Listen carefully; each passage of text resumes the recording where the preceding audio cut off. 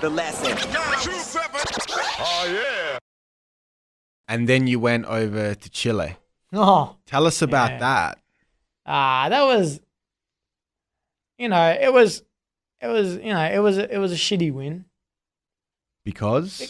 I didn't win. It was like it was disqualification based on the worst possible scenario ever. But they recognize that. I take it as like, you know what? At the same time, I took it as, okay, cool. You guys need to cheat in order to beat me. I should take that as a positive note. You guys need to cheat to beat me. It's cool. I get it. I know I'm that good. If you guys need to cheat to beat me, shit, that's a compliment. I take that as a compliment. Thank you very much. You need to fake a whole set to beat me. Wow. I must be that good. Shit. Anyway, on to the next. I got to Chile and it was like, I'd already kind of like linked up online with half the competitors. You know what I mean? So it was cool. And they were all asking me about G Smooth thing. And the whole thing was a situation. Even when I got there, it was a situation. Yeah, but but it was cool. Everyone, it made everyone then go look at my profiles and see my videos and go, oh wow, this guy is dope. And then that's when the kind of tables turned, when everyone was like, you should have won hands down. We watched the set. You should have won hands down. I was like, yeah, look, it's Melbourne. It's a thing. It's political. It's things. Whatever. So everyone knew like me now. They like, okay, this guy knows how to do stuff. It's not just, yeah.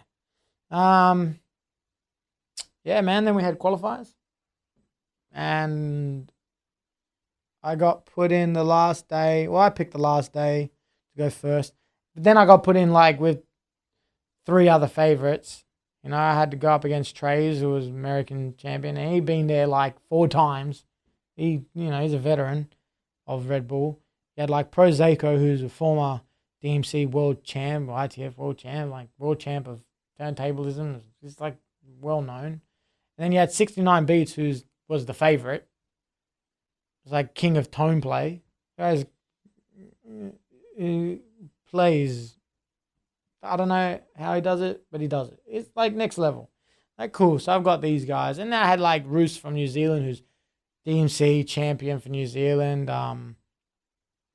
And I had Flink, who is like a really dope DJ, technical DJ. He's like he was dope, man. So I was like in a really tough round, but I was like, you know what? I don't really care who I'm going up against. You know what I mean? Like I'm here to just do what I do, and I do what I do. Like that's it. So I went in, won the qualifier, and then had the world finals the next day. And was up against JFB. Any turntablist knows, like, come on, man, this guy's freak. He's a freak of nature. You had like Yuki from Japan, and Japanese are always dangerous, and he's dope.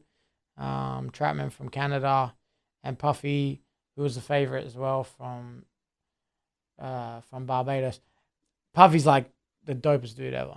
He deserved, like, on a DJ level, he was incredible, and he deserved it that night. I had major issues, like I kind of spooked myself in some ways at the world finals. Like the qualifying, that's how I play. Like I go hard and I smash. I love playing hype. You know what I mean? Like.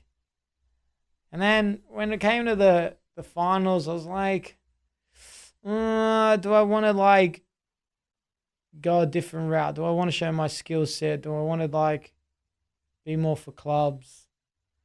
I've done a lot of, I did, like the night before, I smashed, and it was hard. People got to understand, like, I was on the night before, and, you get back to your hotel room at like 4 a.m, and then you're up at 7 o'clock in the morning because you got to go do sound checks and things. It was like, oh, man. And it's hot. On the video, it looks real nice, doesn't it? It looks like, oh, you just go on stage and you just play. Nah. It's like, man, it's like 50 degrees. You're dying. So you like stand in one spot and you're just dripping with sweat. And then going on a stage with lights and all that and cameras and things. And it's hard, man. And I like no sleep, hardly any food that day. So it's kind of like it wears into you. You know, a DJ needs to rest. And that's the one thing you kind of like, you got to understand. This is real DJing. You have to like do these things. People think Red Bull's real easy. I'm going to go in and I'm going to do this. It's not that. Whatever you think it is, it's not that. You have to be like, you can be the best DJ in the world and not even make the final. It's on the night. Yeah, it's all on the night. It's on the night. What happens on the night? And you don't know what they like. See, this is the other thing.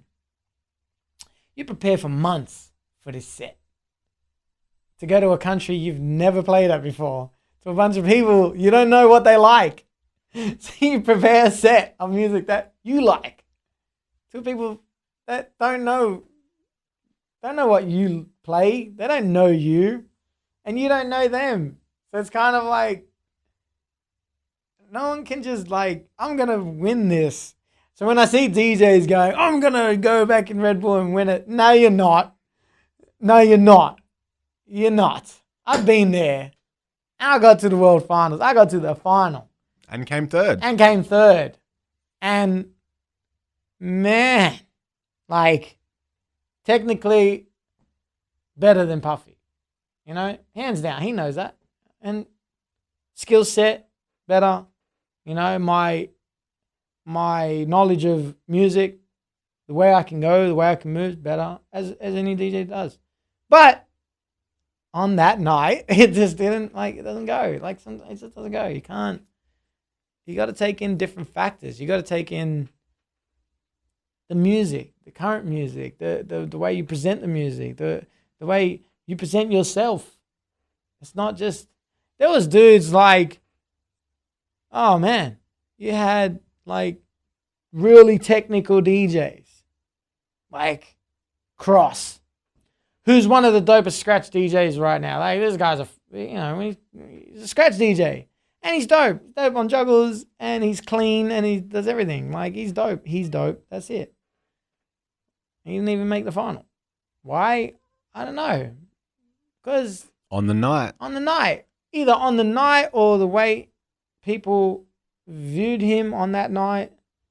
He was doing crazy stuff, but if they don't have a connection with you know what I mean, then, you know, Skrillex is not the best DJ in the world, but people relate. They're like, whoa, it's crazy.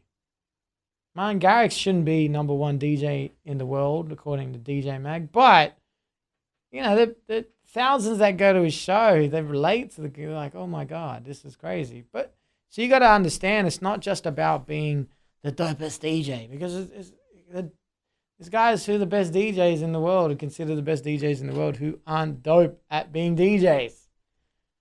It's about the package of it, you know. And then that year, like, Puffy's got a real good package. He's you know what I mean. Like, this is a guy that gets dissed online and is like, you know what, man, it's all good. It's just people, man. What can you do? You can't please everyone. Like, whoa, like, it's an admirable attitude. That's an attitude. That's a cool attitude. Anyone else would be like, what, man? What was that? And so, were you happy with your, like? I was happy.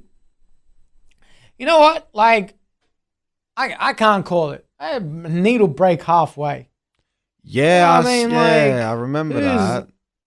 Shit, and you gotta remember, man. Like, a needle breaks in a DJ competition, and your mindset is not thinking like a needle's gonna break, so I should have one spare. Everyone was like, "Oh, why didn't you have one spare?"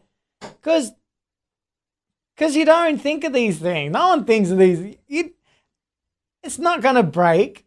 Who just randomly breaks their needles? Come on, things don't happen. But, you know, you have a stage moving around, things moving around. It's like, it broke. What can I do?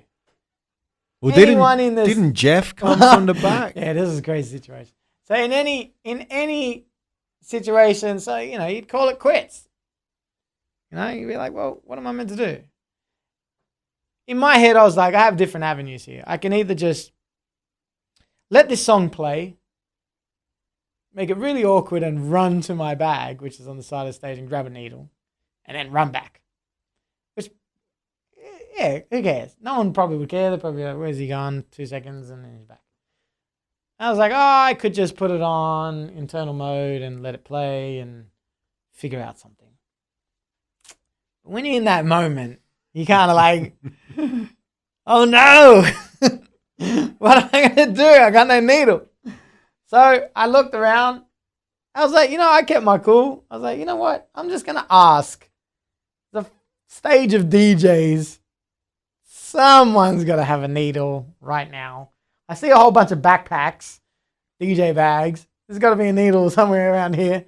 So I just started like freestyling. Mind you, I had to freestyle these cue points, which no one does. I was like freestyling. I was like, hey, anyone got a needle? And I see Four Color Zach, who's previous world champ, and DJ Headspin, who's the previous world champ to him. They dropped into their bags. And I'm like, cool. If they're in their bags, they got needles. And then Headspin gives it to Jazzy Jeff. And Jazzy Jeff runs up. And the rest is history. He put it in their thing, and it was just like, yo, man, dope. The lesson. 27. Oh, yeah.